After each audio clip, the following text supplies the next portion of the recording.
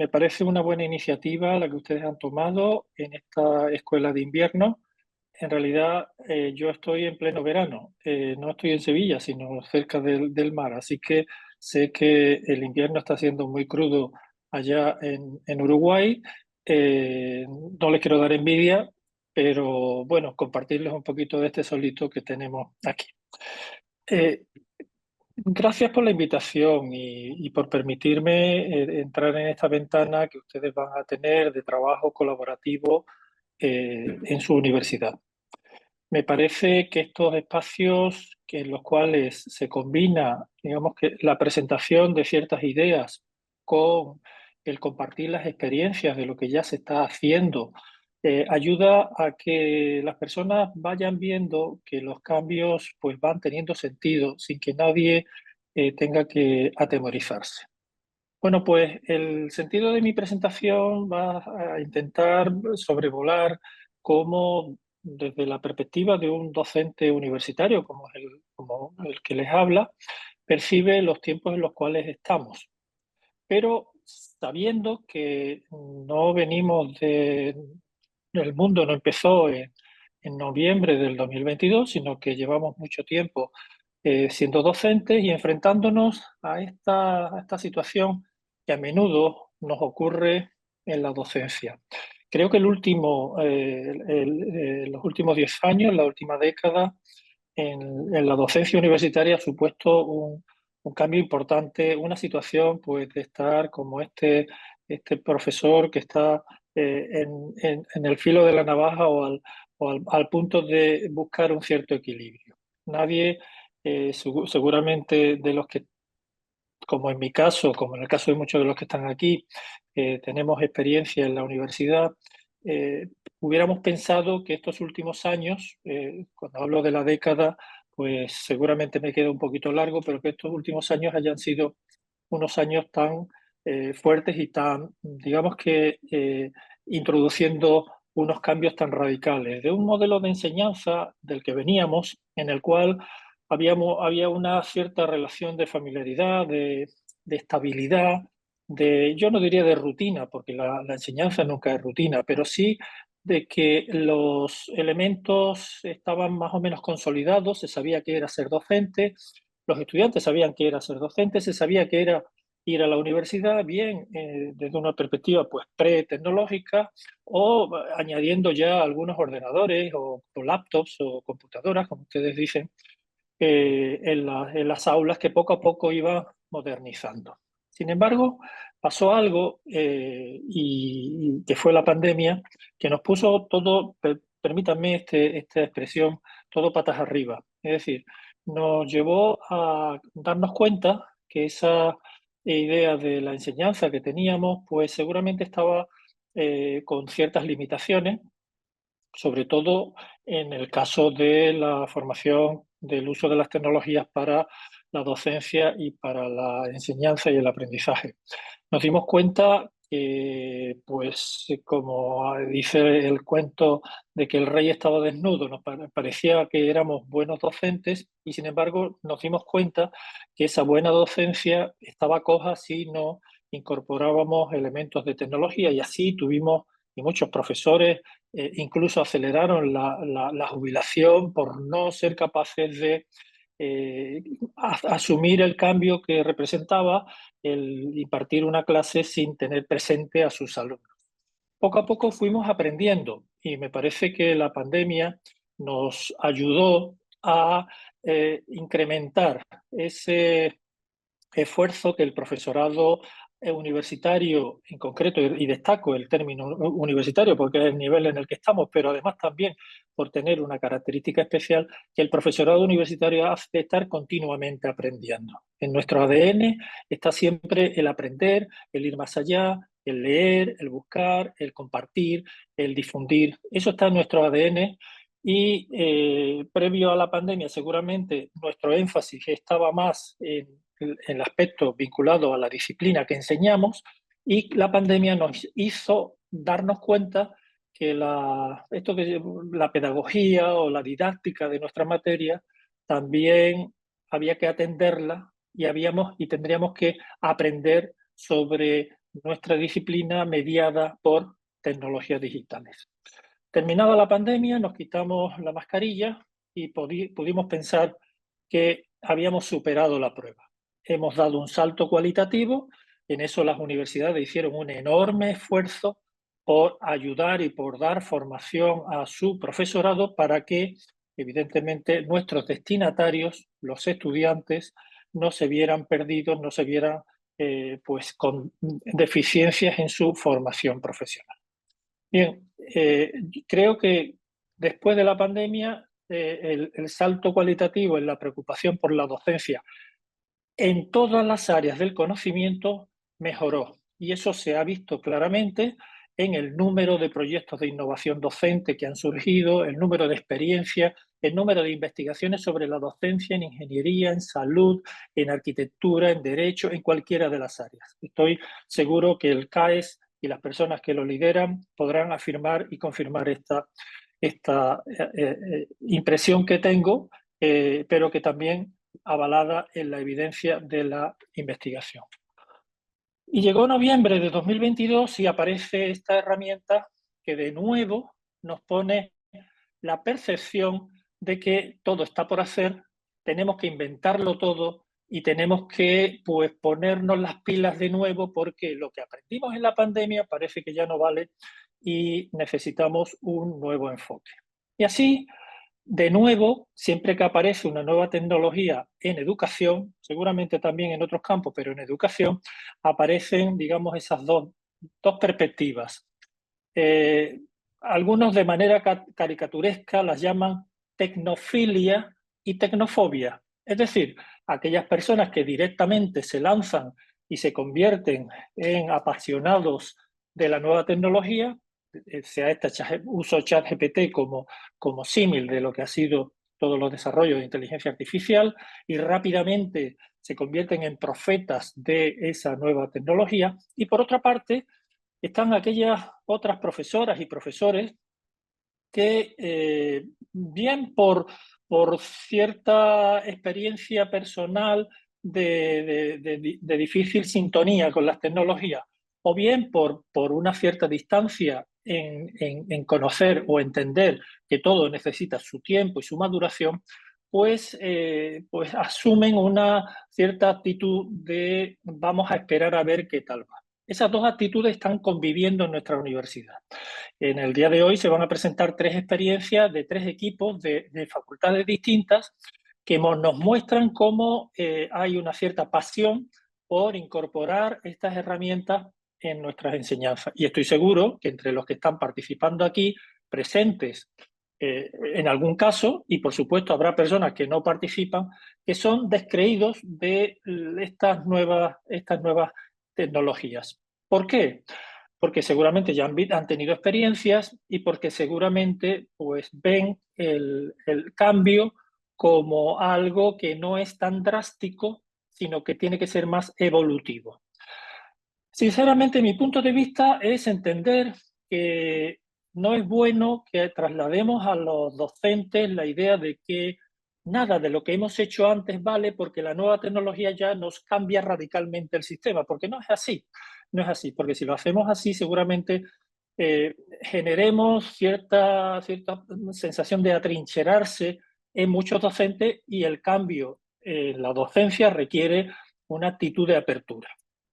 Bien, sobre para dar algunos argumentos a favor de entender que esta nueva tecnología no es una nueva tecnología, no es, entiéndanseme, no es un nuevo PowerPoint, no es un nuevo Canvas, no es un nuevo Genially, sino que estamos hablando de una tecnología que no solamente nos afecta a nosotros, sino que afecta claramente, el señor vicerrector en su intervención lo decía, a aquellas personas que han confiado en nuestra institución como institución formadora, es decir, a nuestros nuevos profesionales. Y así ya algunos informes que puede que vayan en la buena línea o puede que estén errados, porque siempre mirar la bola de cristal para prever el futuro, pues a veces no sale del todo bien, pero sí es cierto que hay cierta confluencia en entender que aquellas personas a las cuales estamos formando, que se están convirtiendo en profesionales, en un cierto nivel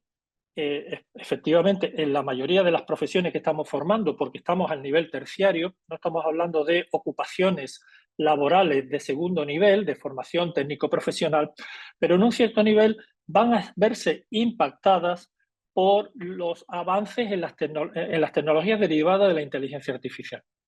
Esto hay que entenderlo como un proceso evolutivo también, porque los procedimientos industriales, los procedimientos de gestión del conocimiento en las empresas, bien sean de producción primaria o bien sean de servicios, no han implantado ya la inteligencia artificial, están todas también en el mismo proceso de implantación poco a poco, ¿no? Por tanto, también estas cifras hay que entenderlas, digamos, como un horizonte que nos va marcando la idea de que el sector productivo está cambiando y va a cambiar inexorablemente, pero no va a generar una hecatombe como ahora vamos a ver. La inteligencia artificial, dice el Banco Mundial, afectará al 40% de los puestos de trabajo mundiales. En algunos se reemplazará totalmente y en otros solamente en parte. ¿Qué nos dice el Foro Económico Mundial? Bueno, pues que habrá empleos que se pierdan, pero habrá también empleos que se generen. Es decir, que si el dilema de que la inteligencia artificial va a suponer pues un enorme cráter en el empleo, pues seguramente haya que verlo con cierta, pues, en fin, cierta distancia, por el hecho de que habrá empleos, seguramente aquellos más rutinarios, aquellos más repetitivos, que posiblemente no sean los que formamos en nuestra universidad o en alguna parte sí, pero en otra parte no, y habrá también otra opción de empleabilidad. Queda de nuestra responsabilidad como instituciones formadoras abrir y crear esos espacios que generen empleo. Y para generar empleo necesitamos, y este va a ser una constante en mi intervención, y estoy seguro que en el resto de las intervenciones, pensar cómo debemos de dar respuesta al derecho de nuestros estudiantes a recibir la mejor formación que les capacite para ser no solamente buenos profesionales, sino también buenas personas en el siglo en el cual estamos, en donde la inteligencia artificial generativa está dando unos pasos enormes. La Organización Internacional del Trabajo, la OIT, desde el punto de vista de los trabajadores, ya viene anunciando también lo mismo que veníamos identificando anteriormente. 1 de cada 4 empleos a nivel mundial presentará algún grado de exposición a la inteligencia artificial. Y algo que destacaba también, lo destacaba como dato y que seguramente tendremos que trabajar en ello, el hecho de que los empleos desarrollados por mujeres podrán verse afectados en mayor porcentaje, entiéndase, empleos de cualquier tipo. No estamos hablando solamente de empleos derivados de la formación universitaria, en mayor medida que el de los hombres. Bien, la UNESCO nos dice algo claramente, es decir, la inteligencia artificial en los procesos productivos ha venido para quedarse porque evidentemente genera mayor beneficio, genera mayor rapidez, puede que genere mayor innovación, evidentemente, mayor creatividad, sobre todo cuando se integran los procesos, y destacaba esta frase de la UNESCO en que decía que esta tecnología es distinta a otras tecnologías por la capacidad que tiene de cambiar las sociedades. Todo esto también veámoslo dentro de un cierto orden, porque los que peinamos canas ya sabemos y hemos tenido experiencias de tecnologías que nos han avisado de que va a cambiar el mundo y evidentemente cambia, pero el mundo sigue siendo, digamos que, identificable. Hay veces que uno ha hecho caso a ciertos gurús que nos avisaban del fin en concreto, no sé si ustedes se acuerdan cuando salieron los MOOCs, los Massive Open Online Courses, que algunos planteaban que eso iba a ser el fin de las universidades y que cualquier persona en cualquier lugar pudiera formarse independientemente del valor de los títulos. Ha pasado el tiempo y eso no ha ocurrido, ¿no? Por tanto, es bueno que tengamos una cierta cautela a la hora de valorar lo que se nos dice. Claro, si queremos que nuestros estudiantes estén preparados no solamente para saber, sino para continuar aprendiendo en las innovaciones tecnológicas que van a venirse acompañadas en su puesto de trabajo cuando lo ocupen o en aquellos puestos de trabajo que ellos creen, puesto que pueden convertirse en empresarios, en creadores de spin-off, de empresas que innoven y que creen nuevo valor añadido. En ese caso está claro que tenemos que mirar nuestra formación, qué elementos pueden incorporarse para que poco a poco demos respuesta a este objetivo, a esta idea de que las generaciones nuevas, las generaciones que van egresando, tienen capacidad de aprovechar las oportunidades que las tecnologías están brindando. Han ido apareciendo algunos trabajos. La UNESCO en concreto ha desarrollado dos documentos en 2024 en los cuales ha intentado concretar de una manera, de mi punto de vista, digamos que poco práctica, poco pensada en el trabajo diario del docente, digamos, planteando el marco general de lo que sería el pensar desde el punto de vista de los estudiantes, el trabajar las competencias vinculadas con la inteligencia artificial. Obviamente aparece el componente técnico de saber manejarlo, el componente de diseño y el componente de la ética, que creo que va a estar permanente en todos los debates que aquí tengamos. Es decir, el tema de la autoría, la suplantación, el aprovechamiento de ideas de otras personas o de la máquina sin que haya una responsabilidad profesional a la hora de asumirlo. Sin embargo, la UNESCO plantea la importancia de entender que el enfrentamiento a esta innovación no debería ser exclusivamente un afrontamiento técnico, sino un afrontamiento humano. Y por eso, tanto en el marco de los estudiantes como en el marco del profesorado, de los docentes, destaca de nuevo el elemento de ética, el elemento humano, el elemento de, en este caso, del pensar lo pedagógico. Bueno, intentando, digamos que ser coherente con esta idea que yo les decía, en la que para mí es bueno que asentemos lo que ya sabemos para proyectarnos hacia lo que no sabemos o somos capaces de saber.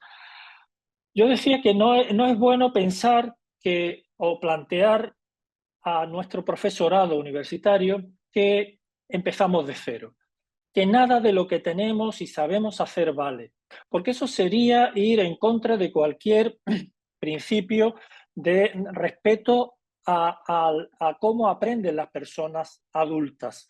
Las personas adultas aprendemos a partir de lo que ya sabemos.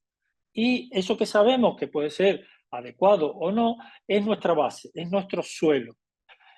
Yo creo que y por eso hablaba al principio del efecto que la pandemia tuvo, a partir de la pandemia se dio una evolución importante en el profesorado universitario en adquirir y mejorar esas 6 competencias que en concreto en el espacio donde yo trabajo es el marco europeo de competencias digitales, pero considero que tiene una virtud de ser suficientemente abarcadora como para perfectamente poder adaptarse a cualquier ámbito geográfico, a cualquier nivel, incluso a cualquier nivel educativo. Entonces, lo que me planteaba cuando preparaba esta conferencia es de qué manera ese marco me puede servir para proyectar manteniendo las dimensiones, qué hay de nuevo que nos aporta las tecnologías de inteligencia artificial generativa que pueden ayudar al desarrollo de algunos de los elementos. Este marco además también tiene la característica que no solamente se refiere a los docentes, se refiere a los estudiantes. Y vamos a ir viendo, y me gustaría ir dando un repaso a aquellos aspectos que podían ser afectados por parte de inteligencia artificial como consecuencia de su implantación en la enseñanza universitaria. El primero y fundamental es que el docente, como decía el señor vicerrector al principio, el docente universitario tiene que aprender. Y si no aprendemos con inteligencia artificial, difícilmente podemos enseñar con inteligencia artificial.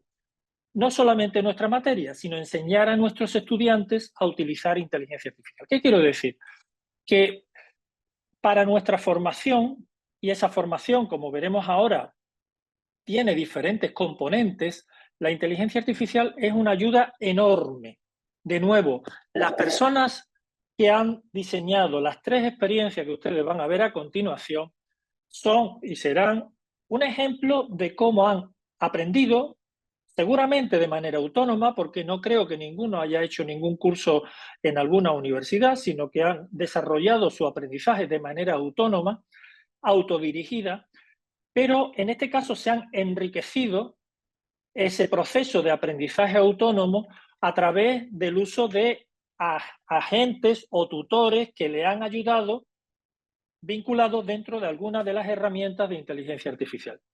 Esa es una de las aplicaciones que puede tener y que está teniendo ya, no que puede tener, está teniendo ya para muchos profesores. El ser un tutor, un agente de ideas, de sugerencias, erróneas o no, pero de ideas que nos abren la oportunidad de poder dialogar con alguien más allá de los que tenemos en el entorno próximo.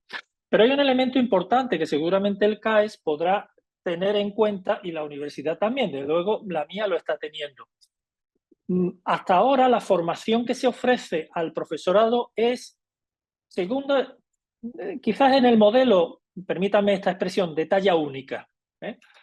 Talla única, ¿por qué? Porque ofrecemos un programa de formación en el cual se incorpora una serie de elementos, de cursos de formación habitualmente, y cada uno coge más o menos el que le interesa. Ahora bien, ¿cómo sería que nosotros, que la entidad de formación, la universidad, pudiera detectar cuáles son los elementos, no las deficiencias, pero sí las brechas de aprendizaje, las oportunidades de aprendizaje de cada docente, de tal manera que pudiéramos crear paquetes de formación adaptados a las necesidades de cada docente? Esto se llama personalización, que después lo veremos en el caso de los estudiantes. Bueno, pues por ahí se puede ir trabajando. Por supuesto, las analíticas que nos generan las herramientas de la plataforma, bien sea Moodle, bien sea Blackboard, bien sea cualquiera de ellas, son también elementos que nos ayudan a hacer visibles todas aquellas actividades que realizamos y que habitualmente quedan pues ocultas porque la plataforma, digamos que está cerrada en un espacio, digamos, de privacidad por parte del docente. La reflexión a partir del desempeño, es decir, alguien, sea un tutor o un agente, que nos ayude a reflexionar sobre lo que estamos haciendo, sobre la calidad de nuestras rúbricas, sobre la calidad de los diseños pedagógicos que estamos planteando. También la oportunidad de mentoría a la que me refería anteriormente. Bueno, pues en la primera competencia de aprender nosotros creo que las tecnologías vinculadas con la inteligencia artificial nos pueden dar un paso añadido, un paso más, que por supuesto no tiene que ser un paso que nos lo creamos directamente, pero sí que nos abre la oportunidad de tomar nuevas ideas con otras personas o con otros tutores. La segunda competencia a la que se refiere el marco europeo de competencias digitales tiene que ver con algo que aprendimos muchísimo durante la pandemia: a diseñar recursos digitales. Gran parte de nuestro trabajo se transformó y se llevó a lo digital, a la plataforma. Aprendimos a desarrollar la metodología del Flip Classroom o la clase invertida. Aprendimos a grabar videos y a subirlos.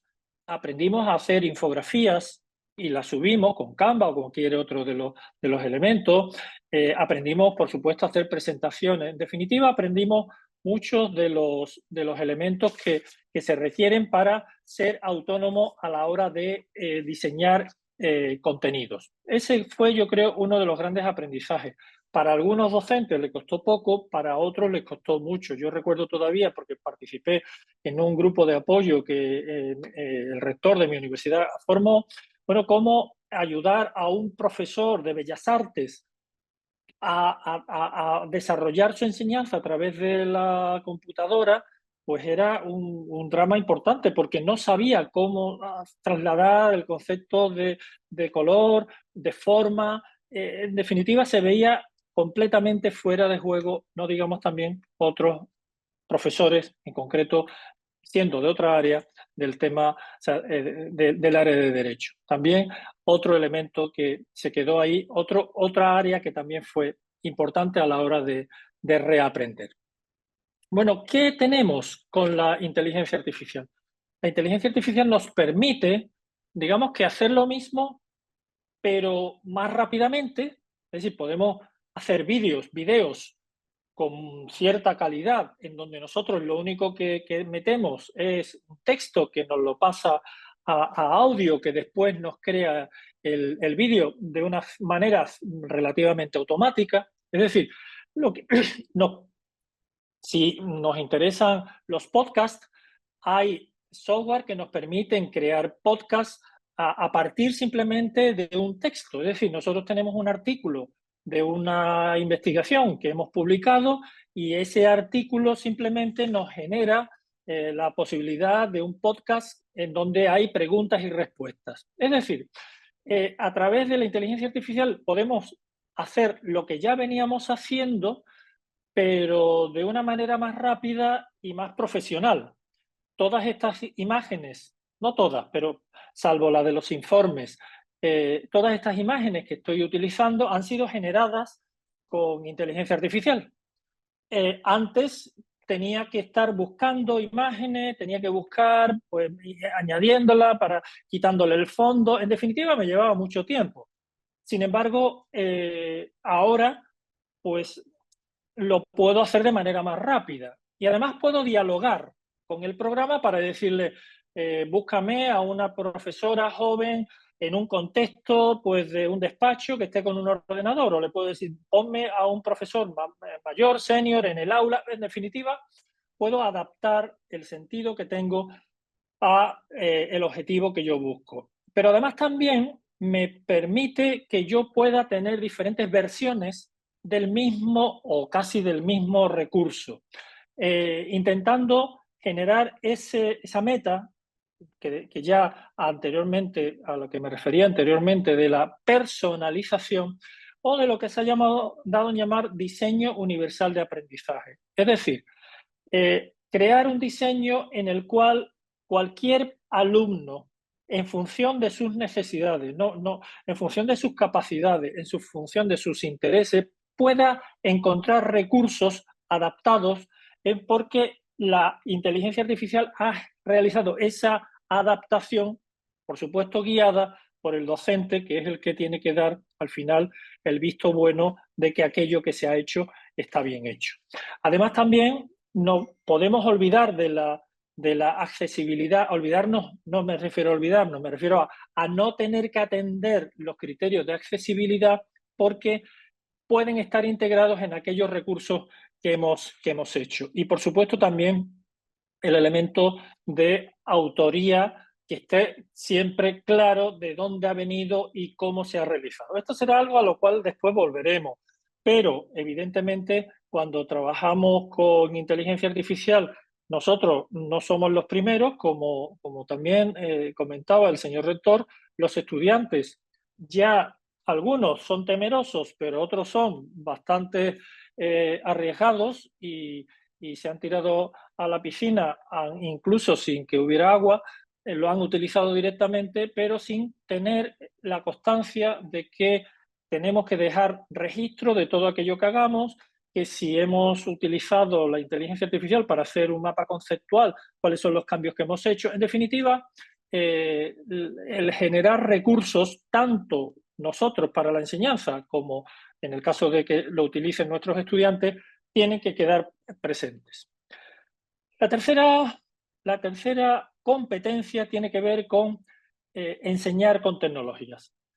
Enseñar con tecnología es algo que hemos aprendido y, como decía antes, con la pandemia hemos intensificado nuestro aprendizaje, tanto en la enseñanza presencial como en la enseñanza no presencial, en lo que se va a llamar la enseñanza híbrida, lo que está ocurriendo aquí en este entorno.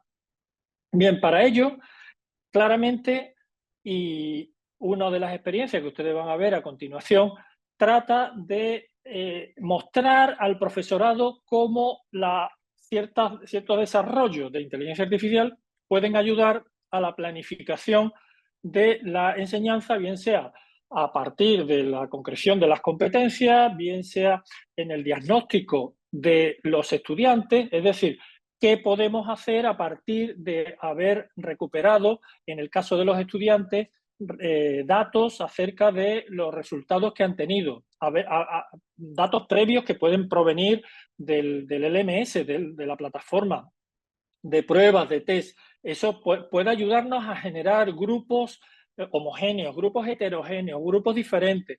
En definitiva, permitirnos hacer una cierta segmentación de nuestra aula, tomando como criterio ciertas variables. ¿Esto lo podríamos hacer a mano? Por supuesto que sí. Lo que nos ayuda la inteligencia artificial es que esto nos lo hace mucho más rápido. Nos pasa, bueno, ustedes recordarán, quizá los que tienen más años, antes de la existencia de programas de análisis de datos como SPSS, pues analizábamos los datos con las tarjetas. Evidentemente, la rapidez que uno tiene para hacer un análisis factorial con un programa de este tipo no es lo mismo que anteriormente. Bueno, pues no es que suponga un cambio drástico, sino que supone más oportunidades para, bien, si lo hacemos rápido, poder hacer otras cosas, o bien profundizar en ello porque a lo mejor el resultado que nos da no nos gusta. Lo mismo el diseñar secuencias adaptativas en función de avances que los alumnos vayan teniendo, tipos de intereses que los alumnos tengan. Lo mismo también ayudarnos a diseñar actividades de aprendizaje. Uno de los aspectos de las experiencias que se van a plantear llama la atención sobre la importancia de las estrategias. Ya la enseñanza expositiva forma parte de nuestro bagaje, por supuesto, pero han aparecido muchas otras, aprendizaje basado en proyectos, aprendizaje basado en metas, en retos, en casos. Bueno, para diseñar un caso puedo utilizar inteligencia artificial para después poder adaptarlo y demás. Accesibilidad a la que me he referido y cómo vamos a evaluar. Y para ello, pues también, bien sea una evaluación a través de pruebas, ayudarnos a diseñar pruebas, a diseñar rúbricas, a diseñar preguntas abiertas. Y también en la docencia presencial, en la docencia interactiva más que presencial. Bueno, la posibilidad de que nuestros estudiantes, que no son estudiantes solamente en lo presencial, sino que son estudiantes 24/7, podrían ser y deberían ser si están aprendiendo, no están solamente para aprobar, el poder utilizar chatbots, tutoriales, copilotos, como se suelen decir, que el profesor puede utilizar para guiar su proceso de aprendizaje. Y ese proceso podría estar documentado y guiado. Ajustar los avances a las posibilidades en tiempo real, dar un feedback, una retroalimentación rápida y práctica a las actividades que los alumnos han realizado, de nuevo, por supuesto, con el apoyo del docente, porque al final es el docente el que califica, es el docente el que certifica que las competencias se han adquirido. Esto no es solamente un trabajo de una máquina. Y la posibilidad de generar colaboración, distribución de roles, procesos de reflexión sobre lo que hemos aprendido, procesos de desarrollar algo que es lo que más nos está costando, desarrollar ese pensamiento crítico de los estudiantes para diferenciar lo que nos ha proporcionado la máquina de lo que nosotros hemos aportado y lo que hemos generado. Quizás ahí sea uno de los elementos donde más tengamos que trabajar, sobre todo porque nos faltan referentes.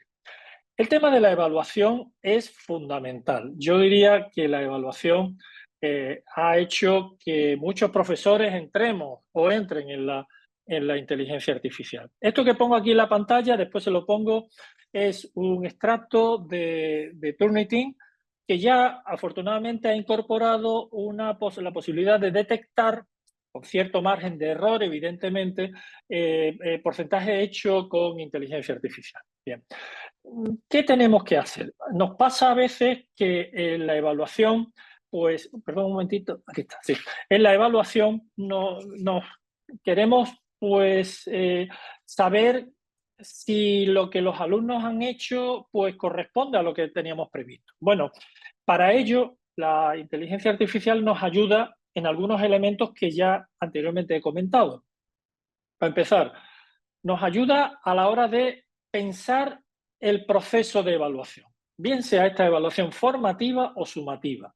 La evaluación formativa y sumativa lleva la necesidad de toma de datos, de toma de evidencias. Esas evidencias pueden ser evidencias audiovisuales, pedirles a los estudiantes que nos graben un video en donde muestren lo que han aprendido. Eso es algo que yo he empezado a hacer este año, porque sé que cuando la evidencia es un texto, lo lógico, perdón, no lo lógico, lo que me ha ocurrido en un porcentaje, yo diría un 50%, es que gran parte de mis estudiantes, el texto viene casi directamente de alguno de las herramientas de inteligencia artificial. Bien sea a través de la observación, bien sea a través del diseño de rúbrica. En definitiva, tengo que crear herramientas que ayuden al docente a identificar, a detectar y a calificar cuál es el nivel de aprendizaje y de adquisición de competencias de los estudiantes. Y ahí hay una ayuda que después, en alguna de las experiencias que se van a presentar, se ha desarrollado. ¿Bien? La posibilidad de corrección. La evaluación no es formativa si no hay un feedback o una retroalimentación relativamente rápida. Y ahí es donde podemos tener el apoyo por parte de la aplicación, incluso aun cuando, como en una de las experiencias, la prueba se haga de manera manuscrita, porque puede que no confiemos en el uso de computadora en los procesos de evaluación y requiramos que nuestros estudiantes rellenen a mano y de manera presencial aquello que están haciendo. Nos puede permitir una evaluación personalizada, como decíamos anteriormente. Bueno, yendo a mucho más allá. Es decir, todo esto que yo les estoy diciendo no quiero decir que lo podamos hacer ya y ahora con los desarrollos que tenemos, pero sí que abre puertas para que podamos evaluar de manera diferente a los que son diferentes o pueden tener intereses diferentes, independiente que el objetivo final de adquirir competencia sea el mismo. El usar las analíticas que la plataforma nos da. Ahora mismo tenemos datos de muchas fuentes, pero no están integrados. Ese es un trabajo que tienen que hacer las universidades. La de integrar, generar sistemas para hacer analíticas que permitan desarrollar, tomar decisiones para adaptar los procesos de enseñanza en función de esos datos que se van teniendo. Bien, ¿cuál sería la quinta?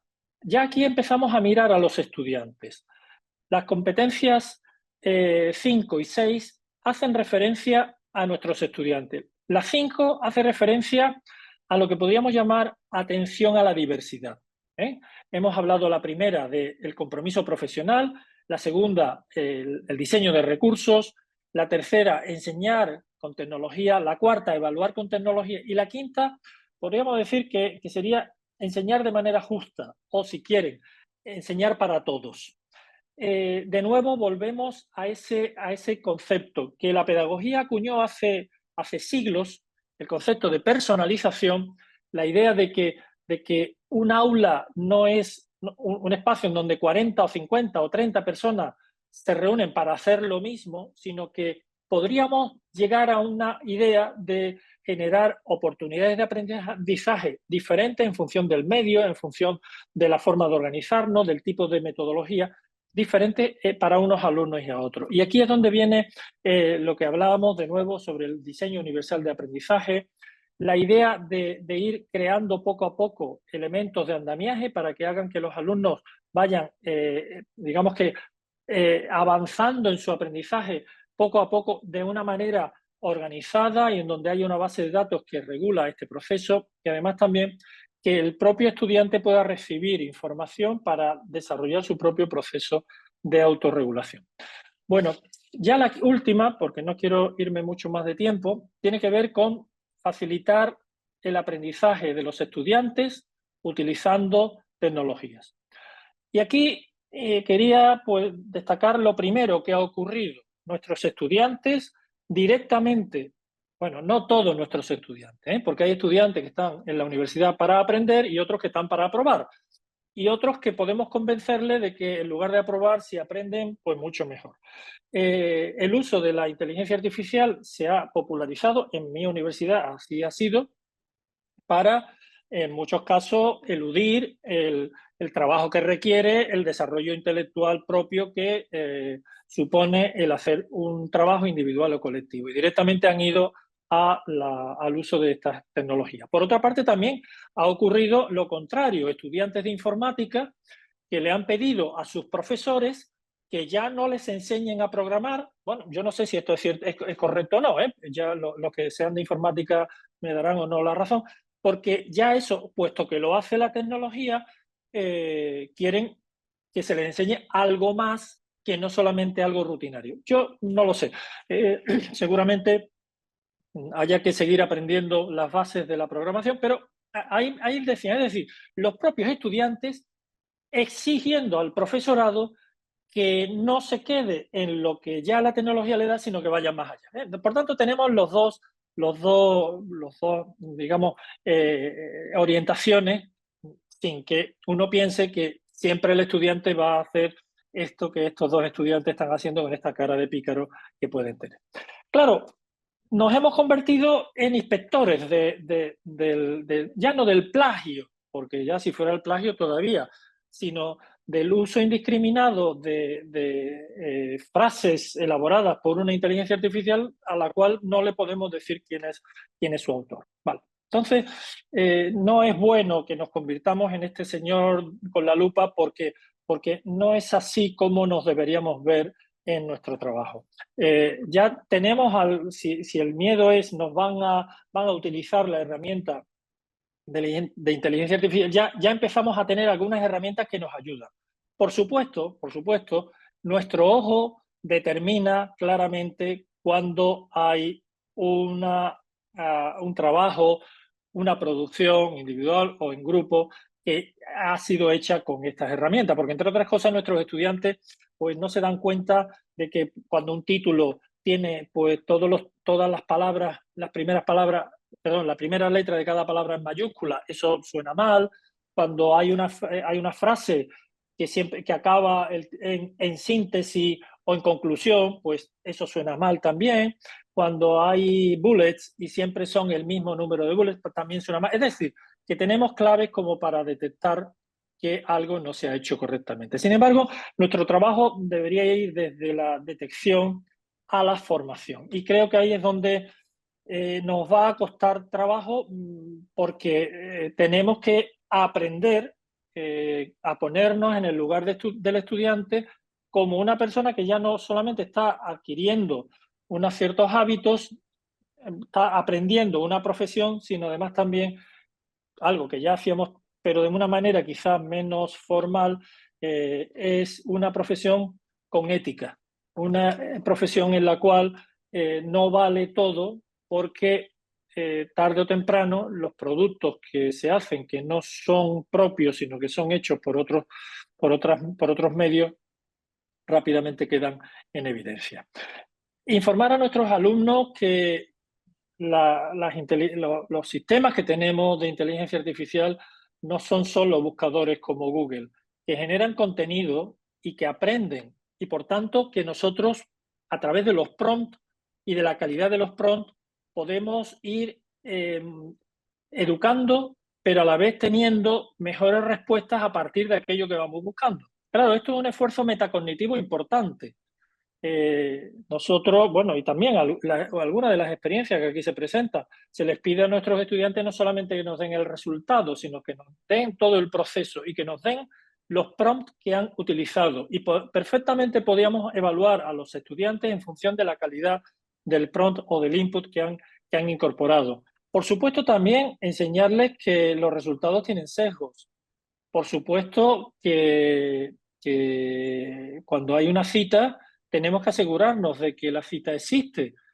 A mí me pasó que un artículo me vino, le pedí una información sobre un tema de formación y como referencia me apareció un artículo mío. El título me sonaba un poco, pero yo, ya saben ustedes, en fin, uno desconfía de la memoria propia. Digo, bueno, voy a buscarlo a ver si existe. Pues no existía. O me da un DOI que no está. O también que lo que se llama fundamentación conceptual, lo que algunos llaman marco teórico, es decir, ¿qué has leído tú para documentarte? Pues la bibliografía suelen ser páginas web o artículos divulgativos de universidades que son universidades de garaje.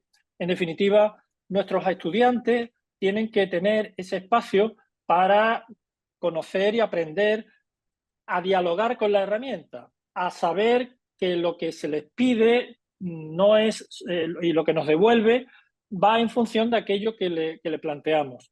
Y para poder verificar y dar muestras de lo que está ocurriendo a partir del uso de las tecnologías, nosotros tenemos que tener evidencia. Esto, por supuesto, significa que más trabajo. Si alguien pensaba que la inteligencia artificial nos va a quitar trabajo, evidentemente nos quita un trabajo, pero después nos está poniendo otro. Yo estoy usando, junto con la plataforma de la universidad, Microsoft Teams, y para cada grupo de trabajo de los estudiantes yo le abro un espacio en donde me tienen que ir poniendo las diferentes versiones de los trabajos que tienen, porque no me vale un trabajo que se empieza y en 2 horas ya está terminado, porque eso no es muy realista. Bien, como consecuencia, ¿qué deberíamos de abordar con nuestros estudiantes? Principio, declarar cuándo se utiliza inteligencia artificial. Como yo les he comentado, estas imágenes están hechas con inteligencia artificial. ¿Quién los ha hecho? La obra final tiene que ser propia del estudiante, pero tiene que declarar, me he basado para, al principio, una lluvia de ideas de qué temas podrían ser, perfectamente, porque eso lo hacemos todos. Posteriormente, los derechos digitales de artículos o de imágenes, con cuidado porque no son nuestros y por tanto tienen licencia.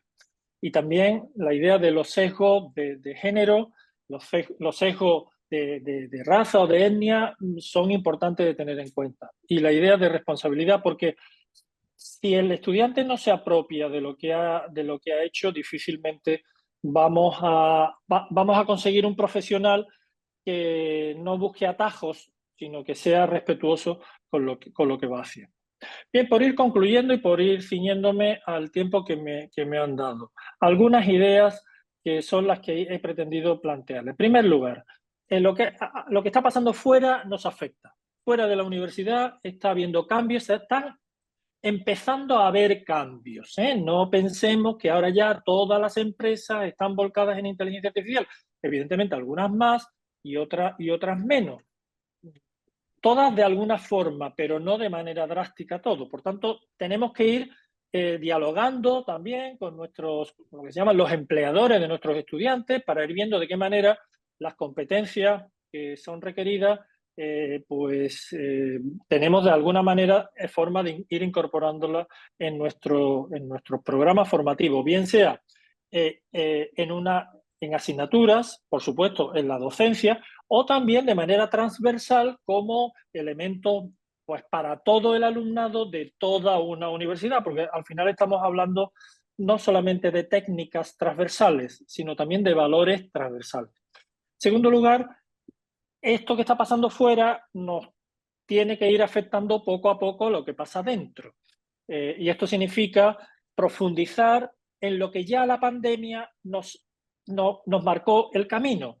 La idea de que la enseñanza, enseñar para aprender, requiere implicación del estudiante, requiere implicación del docente, requiere generar metodologías en las cuales vayamos más allá de la mera transmisión de información y que generen implicación por los estudiantes. En este caso, tenemos que pensar cómo podemos mantener esas metodologías llamadas activas, aprendizaje basado en problemas, aprendizaje basado en retos, con la existencia de la inteligencia artificial, porque si pensamos que ya no podemos hacer metodologías activas porque los estudiantes nos van a hacer los trabajos en 5 minutos, entonces ya acabamos. Yo no estoy de acuerdo con esa opinión. Yo utilizo en mi docencia aprendizaje basado en proyectos y problemas, pienso seguir utilizándola, y tengo que pensar y darle vuelta a cómo podemos mejorar la demostración de competencia por parte de los estudiantes.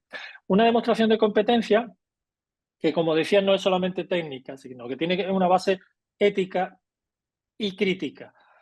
Claro, esto no es nuevo, esto no es nuevo. Desde la Academia de Aristóteles hasta ahora, pues hemos podido ir haciendo muchos cambios y de Platón hemos podido ir haciendo muchos cambios, pero al final buscamos educar a seres humanos que se involucran en una sociedad y eso va más allá de la formación del profesional. Formamos profesionales, por supuesto, pero formamos profesionales con conciencia. Y para esto el profesorado es clave. Pero ojo, también lo refería anteriormente, el señor vicerrector llamó la atención porque recordaba la conferencia a la cual ha asistido en donde se ha puesto de manifiesto de nuevo el papel del docente.